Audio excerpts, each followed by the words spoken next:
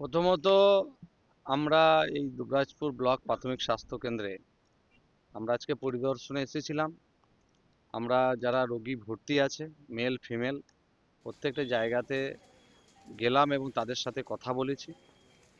ক্যাম্পাসগুলো পুরোটাই ঘুরলাম, বিভিন্ন ডিপার্টমেন্টে গেছি এবং ডাক্তারদের সাথে কথা বলা, এবং সর্বোপরি এখানকার যিনি আধিকারিক আছেন বিএমও সাহেব, তাকে নিয়ে পুরো পরিদর্শন করা এবং তার সাথে তার অফিসে বসে আমরা প্রত্যেকটা বিষয় এখানকার ক্যাম্পাসকে কেন্দ্র করে যাবতীয় বিষয়ের উপরে আমাদের চর্চা আলোচনা হয়েছে।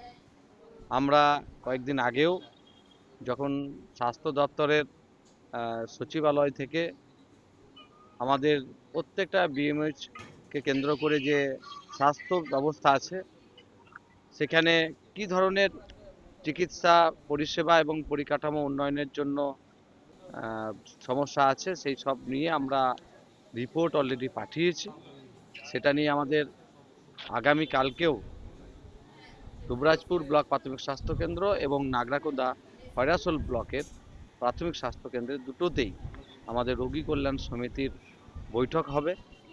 সেখানে প্রত্যেকটা যারা সেই কমিটির মধ্যে থাকবেন তারা উপস্থিত থেকে আমরা দুটো ব্লকেরই অন্তর্গত ব্লক প্রাথমিক স্বাস্থ্য কেন্দ্র, উপস্বাস্থ্য কেন্দ্র, সুলভ চিকিৎসালয়, অ্যাম্বুলেন্স পরিষেবা, আয়ুর্বেদিক পরিষেবা, হোমিওপ্যাথিক পরিষেবা, প্রত্যেকটা পরিষেবা গভর্নমেন্টের যে পরিষেবা আছে সেই পরিষেবাতে আধুনিকীকরণ এবং সর্বোপরি প্রত্যেকটা মানুষ যাতে এখানে চিকিৎসা পেয়ে সুস্থ হয়ে বাড়ি যায়, সেই ব্যবস্থা আগামী দিনে ডেভেলপ করার জন্য আমরা আজকে পরিদর্শন করলাম এবং বিভিন্ন বিষয় এখানে আলোচনা হয়েছে। অনেক সমস্যা আছে, সেই সমস্যাগুলোও আমরা লিখিতভাবে নিলাম।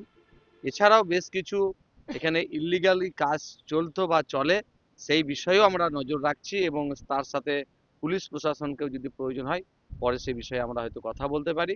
কিন্তু আগে যেভাবে এই হাসপাতালকে একটা সিন্ডিকেট, দালাল রাজ, একটা অব্যবস্থার মধ্যে চলতো, সেটা আগামী দিনে চলবে না।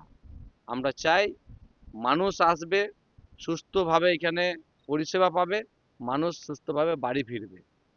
এই হাসপাতালটা যেন জনসাধারণের জন্য হয়, সেই ব্যবস্থা আগামী দিনে গড়ে উঠবে।